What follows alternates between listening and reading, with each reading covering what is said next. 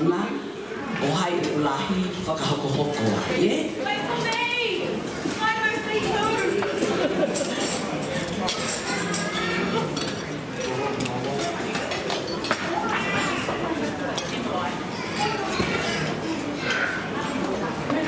Kofia Raymond.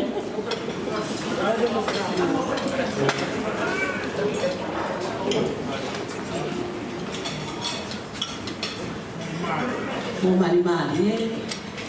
Ko e karai ko hata o fasi. Ai na fasi pe.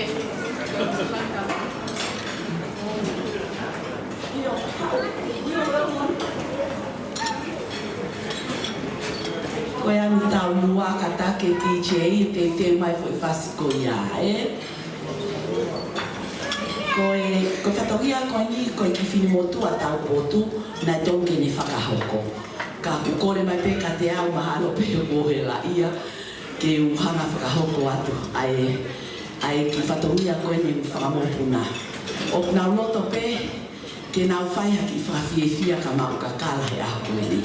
Pea mō wakai mai pe ko whamopuna ko ni na whaatu otu me he lahi taha ko kalaine tau whango furu.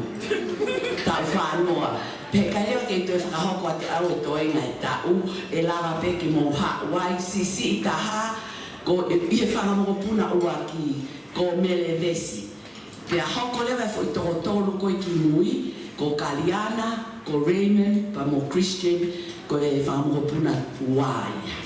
Mahalo mahina taha pea Christian he taimini, pea mo whamole mole pea ki toho taha koe mahalo ko hu e tangata e ki i he hingoa, pea kai toi lawa ia ta utu ki la.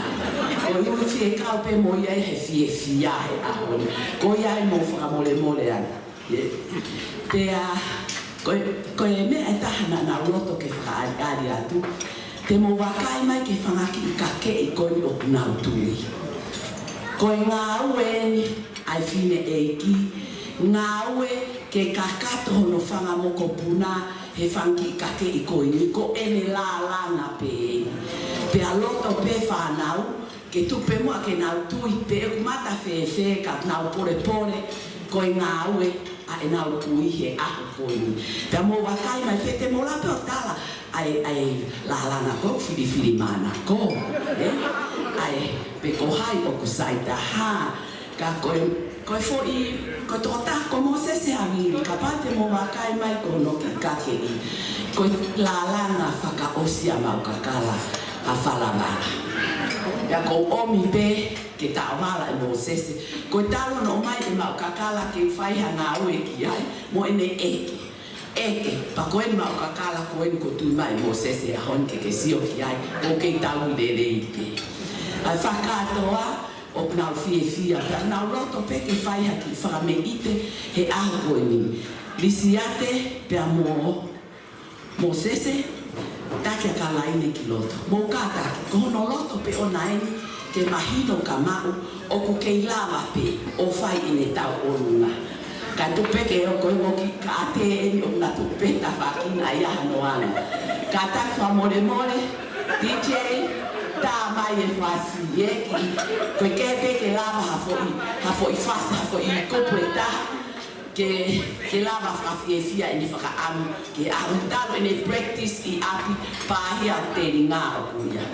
Tā mai whasi whamore.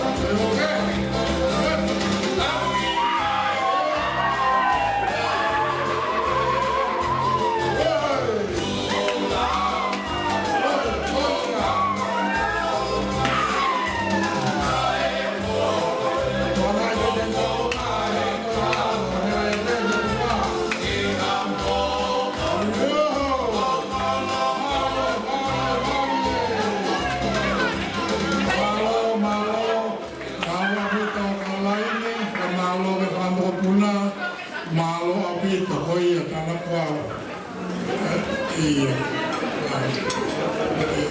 malo apito si Fafifia o si Wafana a koni o ia iya